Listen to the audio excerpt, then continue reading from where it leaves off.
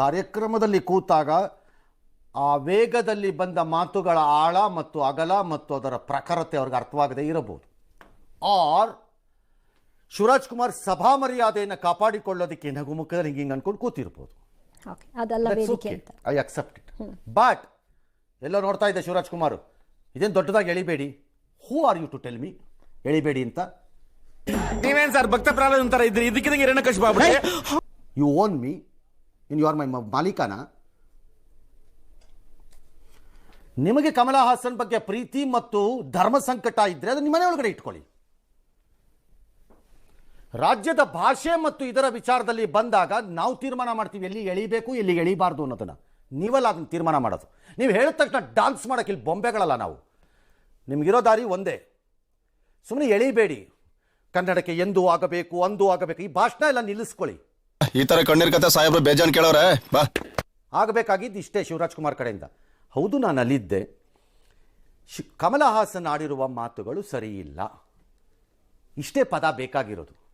ಅಡ್ಗೋಡೆ ಮೇಲೆ ದೀಪ ಇದನ್ನ ಅಡ್ಗೋಡೆ ಮೇಲೆ ಇದನ್ನೆಲ್ಲ ಎಳಿಬಾರ್ದು, ಇದನ್ನೆಲ್ಲ ಇದು ಮಾಡಬಾರ್ದು, ಇದೆಲ್ಲ ನಮಗೆ ಹೇಳಕ್ ಬರಬೇಡಿ. ಅದು ನಾವು ಮಾಡ್ಕೋತೀವಿ.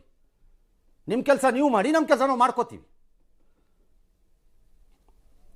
ಏನು ಧರ್ಮ ಸಂಕಟಗಳಿಗೆ ಸಿಕ್ಕಾಕೊಂಡು ಭಾಷೆ ಬಂದಾಗಲೂ ಗಟ್ಟಿಯಾಗಿ ನಿಲ್ಲಕ್ಕಾಗಲ್ಲ ಅಂತಂದ್ರೆ ನೀವು ಹೆಂಗಿರೋ ಆಗ್ತೀರಿ ನನಗೆ? ಉದ್ಧಾರ ಯಾರು ಕೇಳಲೇಬಾರ್ದು ಅನ್ಕೊಂಡಿದ್ದೀರೋ ಹೇಗೆ? ಇನ್ನು ರಮ್ಯಾ, ಇದು ನೆಕ್ಸ್ಟ್ ಅಪಕ್ಷ ಯಾವುದೋ ಒಂದು. ಇದು ನಾವು ಭಾಷಾ ಪೂರ್ವಜರು ಸಾಮ್ಯತೆನ ಹೊಂಚ್ಕೊಂಡ್ಬಿಟ್ಟಿದ್ದೀವಿ, ಬಹಿಷ್ಕಾರ ಸ್ವಲ್ಪ ಹೆಚ್ಚು ಅಲ್ಲವೇ? ರೇ ಮೇಡಮ್, ನೀವು ಒಂಥರ ಈ ಸೈಬೀರಿಯನ್ ಬರ್ಡ್ ಇದ್ದಂಗೆ ಆವಾಗ ವಲಸೆ ಬತ್ತೀರಿ. ನೀವು ಒಂಥರ ವಲಸೆ ಹಕ್ಕಿ. ನಿನಗೆ ಎಕ್ಕಡ ತಗೊಂಡು ಒಡಿಯಾನ ಅಂದ್ರೆ ಪಾಪ ನೀನು ಹೆಣ್ಣಸ ಅಲ್ರಿ. ಈಗೇನು ಯಾರ್ರೀ ರಾಜ್ಯದ ನೆಲ ಜಲ ಭಾಷೆ ಸಂಸ್ಕೃತಿ ವಿಚಾರದಲ್ಲಿ ಗಂಭೀರವಾಗಿ ತಗೋತಾರೆ? ರಾಜಕಾರಣ ಬಿಡಿ, ಫಿಲಮ್ ಬಿಡಿ. ಅಯ್ಯೋ ಫಿಲಮ್ ಬಿಟ್ಬಿಡಿ. ಫಿಲಮಲ್ಲಿ ಆಕೆ ಆಕ್ಟ್ರೆಸ್ಸು ಆಕೆನ ಗಂಭೀರವಾಗಿ ತಗೋಬೋದು. ಆಕ್ಟರ್ ಹಿಂಗೆ ಮಾಡಿದ್ದಾರೆ ಹಂಗೆ ಮಾಡಿದ್ದಾರೆ ಅಂತ ತಗೊಳ್ಳಿ. ಇದರಲ್ಲಿ ಯಾರ್ರೀ ತಗೋತಾರಿಕೇನ ಗಂಭೀರವಾಗಿ? ಇವ್ರನ್ನ ಈ ಮೇಡಮ್ನ ಮಂಡ್ಯಾಗ ಹೋಗ್ಬಿಟ್ಟು ತೊಟ್ಟಿ ಮನೆ ಮಾಡ್ತೀನಿ, ಜನರದ್ದು ತಲೆ ಕಾಯ್ತೀನಿ, ಕಾಪಾಡ್ತೀನಿ ಅನ್ಕೊಂಡು ಬುರ್ಡ ಬಿಟ್ಬಿಟ್ಟು ಒಂದು ಎಲೆಕ್ಷನಲ್ಲಿ ಸೋಲ್ಸಿದ ತಕ್ಷಣ 1.5 ವರ್ಷ ಅಜ್ಞಾತವಾಸಕ್ಕೆ ಓಡೋಗಿದ್ದು ಗಿರಾಕಿಗಳು ಇವರೆಲ್ಲ. ಅದಕ್ಕೆ ಕಣ ಹೇಳೋದು ದೊಡ್ಡ ಮನುಷ್ಯರು ಹೇಳೋ ಮಾತು ಕೇಳಬೇಕು ಅಂತ. ಒಂದು ವೇಳೆ ನಾಳೆ ಏನಾದರೂ ಅಪ್ಪಿ ತಪ್ಪಿ ದೇವರೆಂಬುವವನು ಇದ್ದಾಗ ಕೆಳಗಿಳಿದು ಬಂದು ಏನಯ್ಯ ಕನ್ನಡದ ವಿಚಾರದಲ್ಲಿ ಹೀಗೆ ಹೇಳ್ತಿದ್ಯಾ ಅಂತ ಹೇಳಿದ್ರೆ ನೀನು ನನ್ನ ದೇವರಲ್ಲ ಅಂತೀನಿ. ಬರ್ದಿಟ್ಕೊಳ್ಳಿ. ಇದು ಆಕ್ಚುಲಿ ಚೆನ್ನಾಗಿರೋದು. ನನಗಿದ್ರು ಒಂಥರ ಸಂತೋಷ. 18 ವರ್ಷಗಳ ಬಳಿಕ ಟ್ರೋಫಿ ಗೆದ್ದಿದ್ದು ಹೊಣೆ ಯಾರು ಅಂತ ಇತ್ಯರ್ಥ ಆಗಬೇಕಿದು. ಸರ್ಕಾರ ಕೆನಾಟ್ ಪೇ.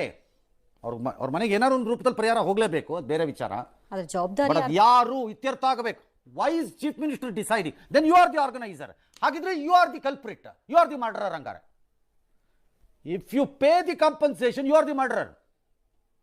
ಯಾಕಂದ್ರೆ ನೀವು ಜವಾಬ್ದಾರಿ ತಗೊಂಡಂಗೆ ಆಯ್ತು ನನಗೆ. ಅವ್ರು ಹೇಳಿದ್ರು ನ್ಯಾಯ ಆಯ್ತಾ ಕಣ್ರಿ? ನೋ, ಆರ್ಗನೈಸರ್ಸ್ ಯಾರು ಅನ್ನೋದು ಇತ್ಯರ್ಥ ಮಾಡಿ ಅವ್ರು ಕೊಡಬೇಕು. ಟ್ಯಾಕ್ಸ್ ಪೇಯರ್ಸ್ ದುಡ್ಡನ್ನ ಕಂಡಿದ್ದಕ್ಕೆಲ್ಲ ನೀವು ಮಾಡೋ ಮೂರ್ಖತನಕ್ಕೆಲ್ಲ ನಮ್ಮ ದುಡ್ಡು ಕೊಡೋದಲ್ಲ. ಕೊಟ್ಬಿಟ್ಟು ಪರಿಹಾರ ಕೊಡ್ತಾ ಇದ್ದೀವಿ, ನೀವು ಯಾರ್ರೀ ಕೊಡೋಕ್ಕೆ ಪರಿಹಾರನ? ಇನ್ನೊಬ್ಬನ ದುಡ್ಡನ್ನ ಡಿಸಿ ತನಿಖೆ ಅಂದ್ರೆ ಎಸ್ ಸರ್ ನೀವಾದ್ರೂ ಗುರುತಿಸಿರಲ್ಲ ಸರ್. ಅದಕ್ಕೆ ಪರಮೇಶ್ವರು ಸಿದ್ದರಾಮಯ್ಯ ಆಸ್ಪತ್ರೆಗಳ ಭೇಟಿ ಕೊಟ್ಬಿಟ್ಟು ಬಂದ್ಬಿಟ್ಟು ಪ್ರೆಸ್ ಕಾನ್ಫರೆನ್ಸ್ ಮಾಡಿ ಇದು ಅನಿರೀಕ್ಷಿತ ಘಟನೆ. ಮತ್ತು ನಿರೀಕ್ಷಿತ ಘಟನೆ ಬೇರೆ. ನನ್ನ ಪ್ರಕಾರ ಇದು ನಿರೀಕ್ಷಿತ ಘಟನೆ, ಇದು ಅನಿರೀಕ್ಷಿತ ಘಟನೆ ಅಲ್ಲ. ಇದು ಕ್ರಿಯೇಟೆಡ್. ಇದು ನಿಮ್ಮದು ಸಿಚುಯೇಷನ್ ಅನಿರೀಕ್ಷಿತ ಅಲ್ಲ. ಇದು ಮೇಘಸ್ಫೋಟ ಅನಿರೀಕ್ಷಿತ ಆಗಿರ್ಬೋದು ಬೇಕಾದ್ರೆ ಅಷ್ಟೇ. ಇದು ಅನಿರೀಕ್ಷಿತ ಅಲ್ಲ. ಯಾವನ್ ಹೇಳಿದ್ದು? ನಿರೀಕ್ಷಿತವಾಗಿ ವಿಧಾನಸೌಧದ ಬಳಿ 1 ಲಕ್ಷ, ಚಿನ್ನಸ್ವಾಮಿ ಸ್ಟೇಡಿಯಂನಲ್ಲಿ 3 ಲಕ್ಷ ಎಲ್ಲ ಬಂದಿದ್ರು. ಬಂದಿಲ್ಲ, ಸುಮ್ಮನೆ ಬಿಡ್ತಾ ಇದ್ದ. ಅದಕ್ಕೆ ರಾಜಕಾರಣಿಗಳು ಬಿಡೋದೇ ಅಂತಾನೆ. ಅವ್ರ ಸಮಾವೇಶಕ್ಕೆ 15,000 ಬಂದಿದ್ರೆ ಇಲ್ಲಿ 1 ಲಕ್ಷ ಜನ ಸೇರಿದ್ದಾರೆ. ಏನು ಬಿಡಲ್ವಾ? ಯಾರು ಎಣಿಸ್ಕೊಂಡು ಯಾವನ ಎಣಿಸ್ಕೊಂಬರಕ್ಕಲ್ಲ ಹೋಗ್ಬಿಟ್ಟು. ಕರೆಕ್ಟ್, ಅದು ಕರೆಕ್ಟಾಗಿ ಹೇಳಿದ್ರಿ ನೀವು. ಯಾವನೋಗ್ಲಕ್ಕೆ ಹಾಕೋಬರೋಕ್ಕಾಗತ್ತೆ. ಸರಿ, ಮೃತರಿಗೆ 10 ಲಕ್ಷ, ಗಾಯಾಳುಗಳಿಗೆಲ್ಲ ಚಿಕಿತ್ಸೆ ಇನ್ಕ್ಲೂಡಿಂಗ್ ಖಾಸಗಿಯಂತೆ ಕೊಡ್ತಾರಂತೆ. ಡಿ ಕೆ ಶಿ ಅವರು ಮಾತಾಡಿದ್ದಾರೆ, ಇದು ಜನಸಾಗರ ಬಂದಿತ್ತು, ನಿಯಂತ್ರಿಸಕ್ಕಾಗಿಲ್ಲ ಅಂತ. ಪಾಪ ಪಾಪ ಅಂದ್ರೆ ನಾಚಿಕೆಟ್ಟಂತಹ KSCA ಮತ್ತು IPL ಅಥವಾ ಅದರ ಫ್ರಾಂಚೈಸಿಗಳು ಲಜ್ಗೆಟ್ಟು ಹೇಸಿಗೆ ತಿನ್ನೋರು ನೀವು. ಆಚೆ ಹೆಣ ಬಿದ್ದಿದೆ, ಒಳಗಡೆ ಕಾರ್ಯಕ್ರಮ ಮಾಡ್ತೀರಿ, ಅದಕ್ಕೆ DK ಹೋಗಿ ಕಪ್ಪಿಗೆ ಮುತ್ತು ಕೊಟ್ಟು ಬರ್ತೀರೇನ್ರಿ? ಏನ್ರಿ ಮನುಷ್ಯತ್ವ ಅನ್ನೋದು ಎಲ್ಲದರಲ್ಲೂ ಬೇಡ್ರಪ್ಪ, ಹಾಳಾಗಿ ಹೋಗಲಿ, ಇದರಲ್ಲಾರು ಇರಬಾರ್ದಿತ್ತೇನು? 15 ನಿಮಿಷಕ್ಕೆ ಕಾರ್ಯಕ್ರಮ ನಿಲ್ಲಿಸಿದ್ದೀವಿ ಅಂತ ಆಚೆ ಬಂದು ಹೇಳ್ತಿಲ್ಲ, ಧರ್ಮ ಮಾಡ್ತಾ ಇದ್ರ?